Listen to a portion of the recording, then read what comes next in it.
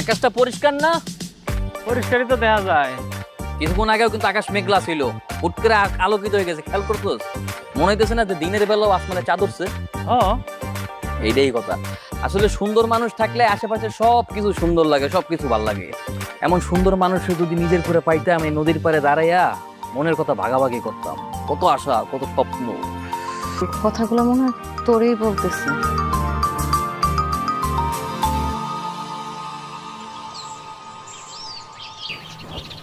এই যে আপনার সমস্যা কি?